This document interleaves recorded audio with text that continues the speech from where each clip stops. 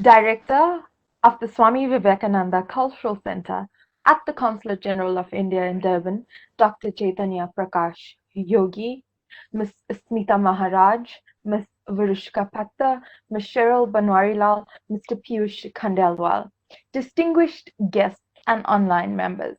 Welcome to a very interesting program, Bharat Ek Anubhuti, India, a Feeling. For our first inaugural program on this travelogue series, we have two dynamic individuals, two artists to tell us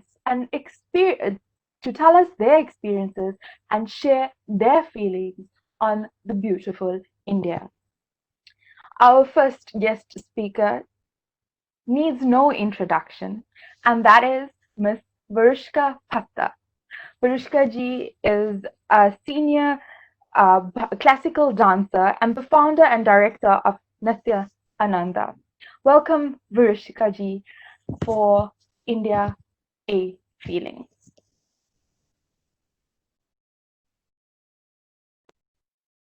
And namaskar Payush. And namaskar to all the listeners and followers.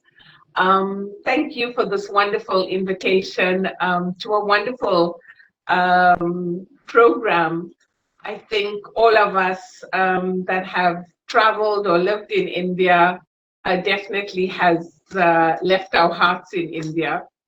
And I think capturing the essence of India can never really be done in just one experience or one opportunity or one travel to India.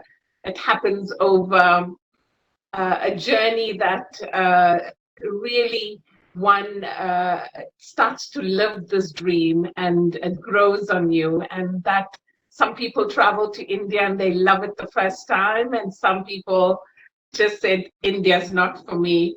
But I knew as a child when I was 6, 7 years old that I would grow to be a dancer, and I knew that I always wanted to live in India. And when I was 17, I was blessed to have an ICCR scholarship and be in India. And landing in India the very first time was just a moment I will treasure forever. It was my first international travel.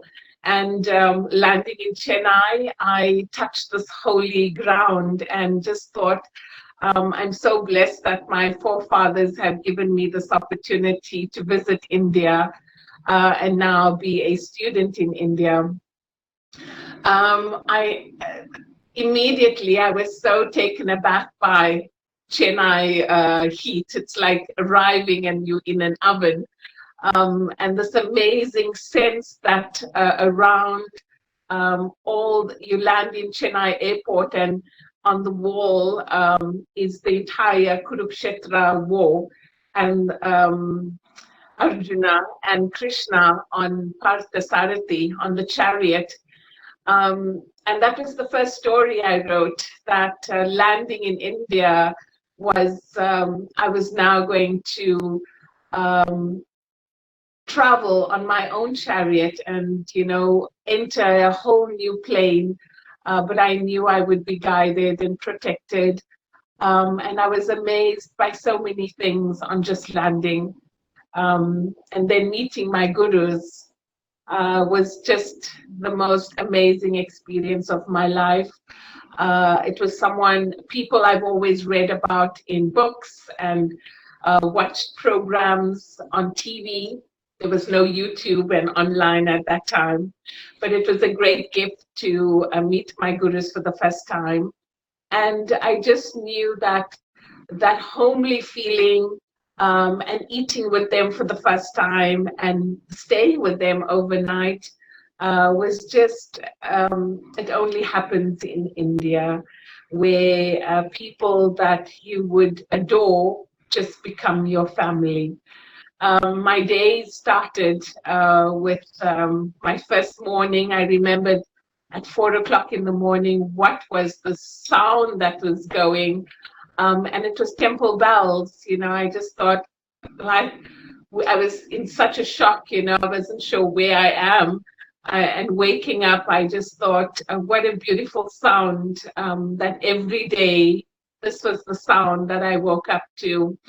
And once I started traveling and, joining many groups and temples and looking at phenomenal architecture, I knew there were few places that stole my heart, and places that I would always visit and want to be a part of their rituals.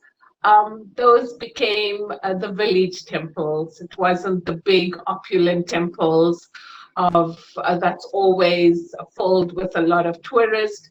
I traveled into Mylapore, which became my very special place. And one temple I would always frequent was Mundakani Amman. It's a traditional Shakti temple in Mylapore, right in the village, in the town. And every Friday, I was the only dancer that was allowed to attend classes late, because I would have the opportunity to partake in rituals at the temple. This ordinary girl from Port Elizabeth became a part of India. I think India just took me in and made itself my home. It made itself my mother. It made itself my protector. It was my provider from so many things. It was the one that gave me joy. It was this Bharat, this land, really took care of me.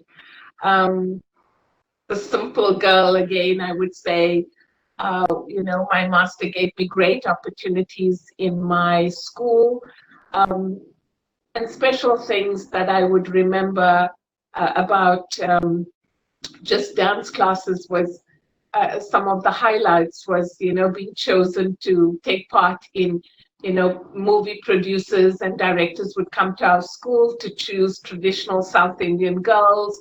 And every time I would be chosen, and my master would say, please go and speak to her. She's not actually Indian even. But this face became a traditional face that everybody knew in Chennai. And I became just the ordinary, the normal, everyday South Indian girl.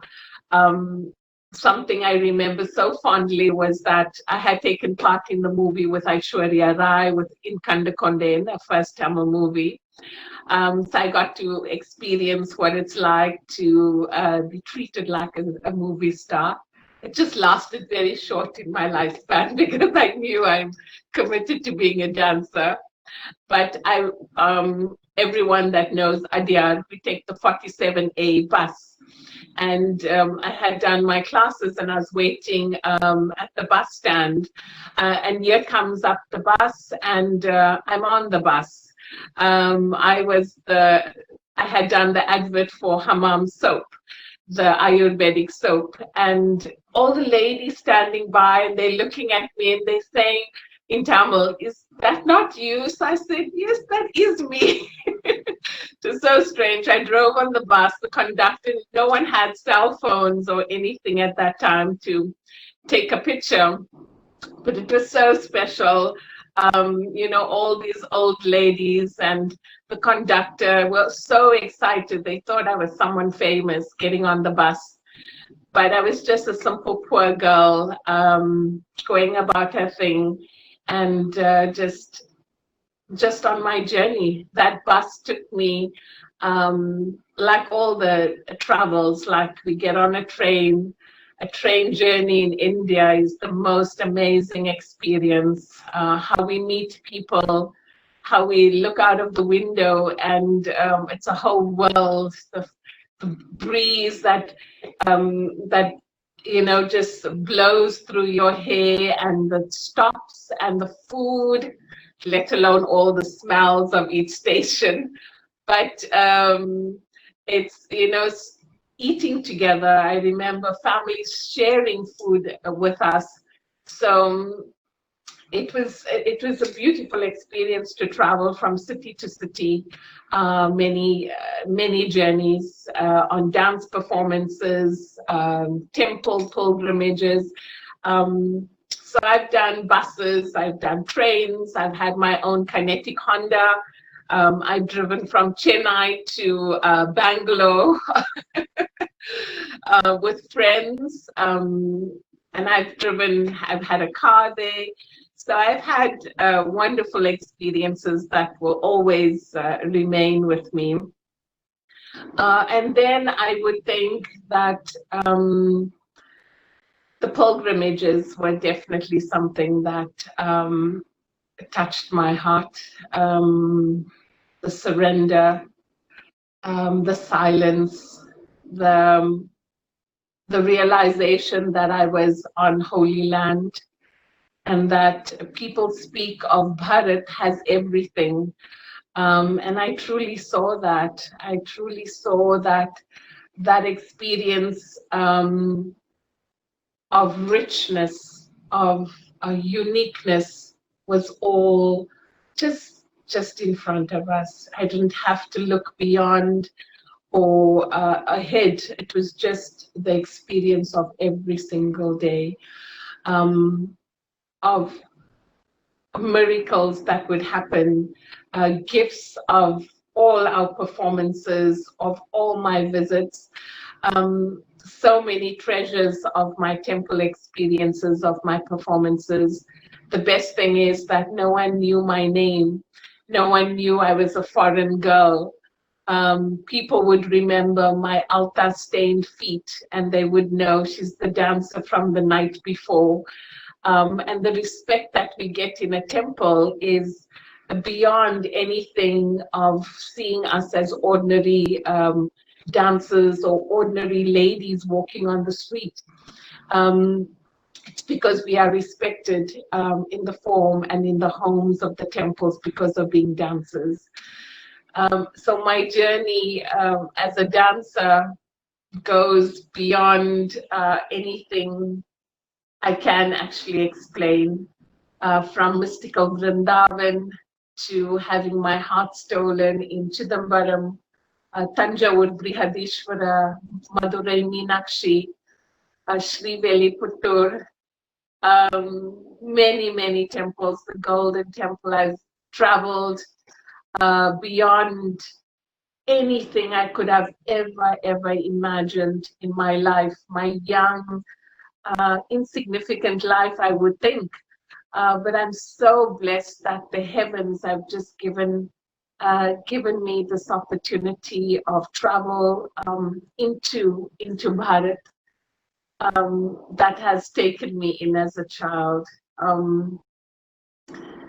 The temple performances were always something that was very close to my heart, and something that I would treasure always, of gifts received from the temples that I know wouldn't usually come to us.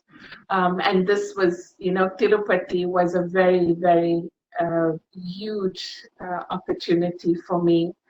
And it's strange, people will tell you afterwards, well, you just got the opportunity because they thought you were a local traditional Brahmin girl. And I said, no, it's actually the heavens that only when they speak to me after the program or the next day do they realize that she's not even from India. So I'm really eternally blessed. India, now I love dance. It's really who I am. I'm nothing else but a dance artist. I have no name. I have no name and no status, no brand. Just I'm a servant. I've really committed myself to being a servant of my art, and I'm eternally grateful that how Bharat is. I am Bharat. I would say I am so blessed that that feeling is.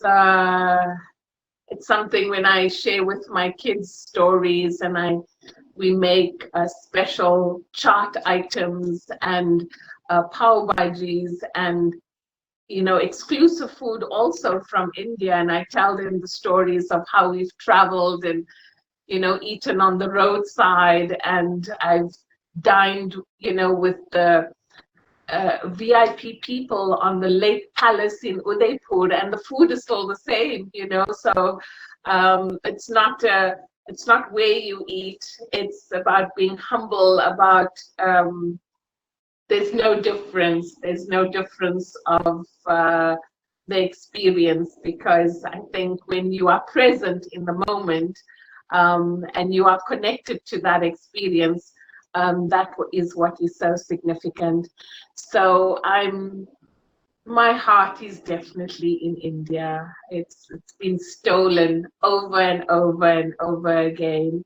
And this difficult time is no longer difficult, because I have a great desire to, you know, do the pilgrimage of Kedarnath. That's my top of my bucket list. And I would have done it in May this year. We were scheduled to go, and now we're just waiting for the opportunity to travel back to India. And that's my next experience, that I have a great calling and a great desire to experience that journey of Kedarnath. So I thank you for this wonderful, wonderful opportunity for me to share a little bit of my stories, a little bit of what has stolen my heart about India. And I'm so eternally grateful to ICCR, our Indian government, our South African government, our Consulate General of India. You really have made dreams come alive. So thank you, and namaste and vanakkam. Thank you, Varishka ji, for that beautiful feeling, that heartfelt words that really took us to the depths of Chennai and made us really experience it through your beautiful insights. We will now be playing a video on the beautiful river Brahmaputra, which pays salutations to this divine flow and river.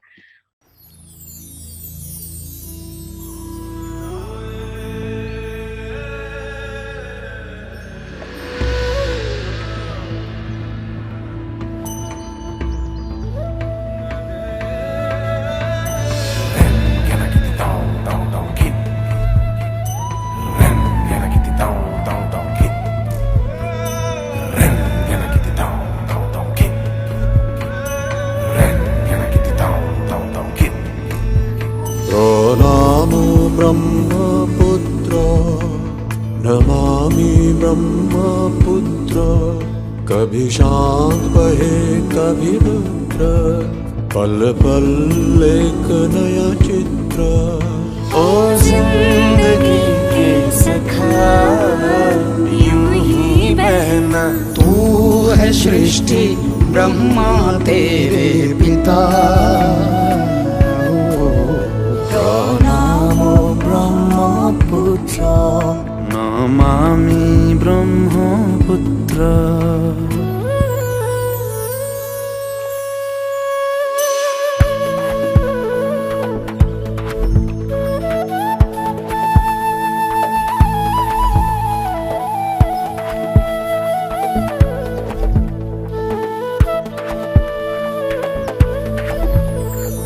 तेरी लहरों में पिता की बाहें मिले तेरी बूंदों से फसलों के मोती खिले सदियों से तेरे किनारे जीवन का है खजाना तू बहना यूं ही बहना ये धरती सजल कर बहना तू देश के कंधे का है नीला दुशाला नाम ब्रह्मपुत्र नमामि ब्रह्मपुत्र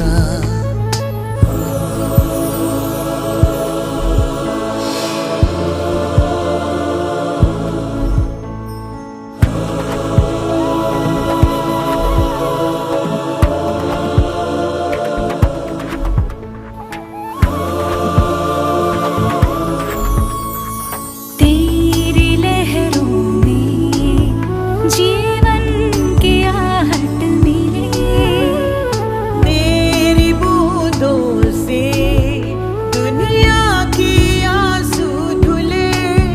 नदियाँ नहीं नद कहे तुझको, कभी क्रोध ना दिखलाना।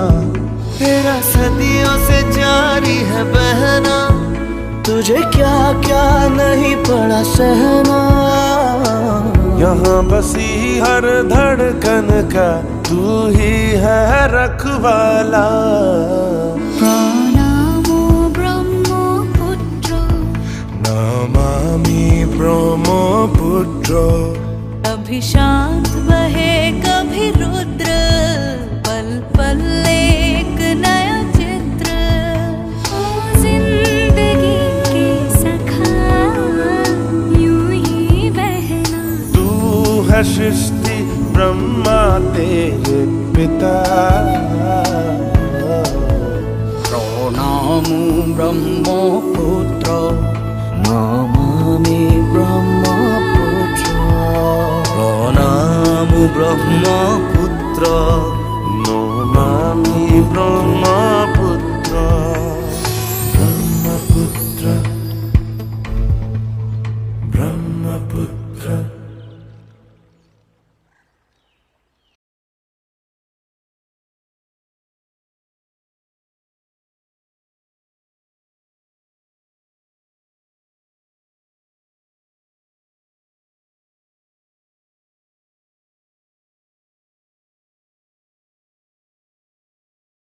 Indeed, that was very beautiful. Our next guest speaker also needs no introduction, and that is Miss Smita Maharaj. Smita ji is a senior classical dancer as well as the founder and director of Nateshwar Dance Academy in Durban. We would like to welcome Ms. Smita Maharaj to share her feelings on India. Namaste, Dr. Yogi, Piyush, and Shristi Vrishka, and to all the viewers that are tuned in today to listen to us and to watch us.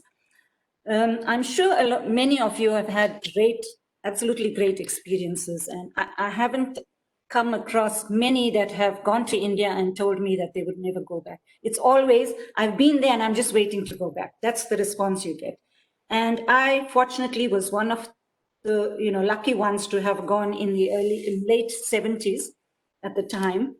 And I must tell you that when I set foot in Mumbai, at that time Bombay, we used to call it Bombay, I just felt I had been there before. It's an uncanny feeling. It's like everything you look around you, you feel that you identify with everything and you just feel that's home. I cannot explain this to you because it was my first journey, but I just, nothing was strange. It was like I belonged. And that's the feeling that I got. And it could be perhaps because I was, fortunate to have shared experiences with my grandparents, my maternal and paternal grandparents that used to go to India, in those days by ship. They used to go, it was months of travel by ship to India. And when they came back, they would relate stories about, the various parts. So I'm not sure if that influenced me and made it all so familiar. And my parents also, traveled extensively and shared a lot with us as kids. So the love was there prior to having gone. So my first trip was with a group. And in those days, they used to have group tours that used to be going with the group leader. And they had these, and I was, entrusted with a group leader, Dr. Hemraj, that took me over, and my mom put me in their care, and I went off via Kenya. And in those days, you had to spend hours at the airport in Kenya because we are not allowed, we were in transit. So that was an experience itself. And yes, so he showed me the ways in Bombay. Fortunately, when I landed there, my mama was there, and he introduced me to a friend, and I lived with a Sindhi family. So my first experience was, I've had various experiences living with different families. And so it's really enriched me in many ways. The first family was the Sindhi family, and in the Navjivan society where, it was only for Sindhis. So I learned, the styles of food of the Sindhis and the language and their customs and so on. Later, fortunately, I went to Gopiji's class. I joined my dance class in Khar. And the family from the Sindhi family that I was living with showed me how to travel by train. So that was the first time ever, first travel, or like, Vrishka, the first travel India, and straight away learned how to commute to my dance class in car by train. And I remember this was like, it was very hot. Firstly, the weather was challenging, and the getting to A and B, and I really grew up in that little time, that first month, I really grew up as an individual. And so that was very interesting, the train journeys daily, and being squashed and finding your way, fighting your way into the train, and having your slipper fall just before you jump in. Those beautiful experiences. There's many tales to say, to relate on the train journeys itself. So that was also very enriching, and it's an experience on its own. So from there, from my dance class, I then met another friend, Mitu Mukherjee, which is a Bengali actress. And Gopiji asked everyone if they would, be able to take a paying guest, and she offered her home. So then I moved to a Bengali household, and she stayed in Pali Hill. And she was a film star, and this is how I was introduced to the world of Bollywood, Indian cinema. Similar to Varishka's experiences, but she's had some wonderful ones. But so living with her, I was just, I met all directors, many famous names. That will take me another couple hours to give you some stories about the Bombay film industry. And I met all the greats of the Indian cinema, because, I used to go for premieres and trial shows and music recordings, film shootings, film parties, everything I've experienced. Fortunately, at my dance class itself, I also had actresses learning with Gopiji. I was fortunate to dance with Dimple Kapadia and a few other actresses, Shoma Anand, and so on. So, so that was itself, in this journey of dance, I was experiencing so much more. I went to learn to dance, but it just, a new world unraveled in front of me. Some new experiences, totally, unexpected. My whole direction started changing, in fact. I was learning dance in the morning, and that would be early morning to, we would do classes half a day. The second half of the day and the evening was totally a very contrast to what I was doing in the morning. So, so then that was a Sindhi family, then the Bengali family. And then I would commute, like I was at university in Durban. So I used to come back and continue with my studies at university. In these yearly journeys, and I'm traveling for over 40 years to India, and I haven't kept count of the number of trips, sometimes twice a year, once a year, but I've been traveling regularly, almost annually. And in that time, when I was in Bombay, I met another family, and that was a Christian D'Souza family, and I lived with them. So, and I enjoyed Christmases with them, and all this, was able to celebrate their festivals and so on. And what I found, that this diverse country was so united that everybody, I would not make out who was a Muslim friend. And if we had to have a get together, we'll have a Sindhi, Gujarati, Hindi, but you couldn't make out unless they told you what they were, because I couldn't, everybody celebrated every festival, ate all types of food, variety of food, cooked it as well, and embraced it. So it was very interesting, Later, I also had another very close Muslim friend. So the cultures that, I was able to experience was also a very interesting aspect of my travels. In this time, I also went to Calcutta with Mitu, my friend that was an actress, and she was going to film. She lived in Calcutta, she had a base. So I went by train on a 31-hour journey in April, which I'll never forget, because they just said it's just overnight, but it was horrendous, because the temperatures were so high, and we were all like, jam-packed in for 31 hours till we reached Calcutta. And I must say that on my return, I refused to come back by train. I made sure whatever little money, as students, you would budget and so on. I said, no, I'm taking a flight and going back to Bombay. It was just too much. And and I got very sick in Calcutta. I had malaria at the time. I lived for a couple months there. And then we went on a shoot schedule to Darjeeling. Mitu was shooting a movie there. So this because in Bombay, dance classes are closed in April, May, June. It's too hot, so they have their holidays. So I was able to go and went to Darjeeling via Shillong, from Calcutta by bus, and Shillongpur, Kalimpong, and to Darjeeling. And then after the shoot, we went to Nepal, Kathmandu. And and I remember also having not said I was a South African, that I was Indian, because you needed a visa to get into Nepal. So I went as an Indian. That was also interesting, going past all of that. Later, I was fortunate to go to I've been to Jaipur, Hardwar, all these lovely religious, Rishikesh, experienced all that. Shirdi was my main stop. That took me to Shirdi in the 80s, in early 80s, and ever since I'm a Shirdi devotee. And stepping on Shirdi's soil, I felt this was my place. So yeah, religiously, I would say that was my highlights, was going to Shirdi, Rishikesh, and yeah. Later, we went to perform as well. We performed for Pravasi Bharatiya Divas in Hyderabad. So from there to Jaipur and Chandigarh, Delhi. So that was the dancing experience. I also took my students, exposed them to India on trips, and they studied in Delhi, they studied in Bombay, studied in Ahmedabad.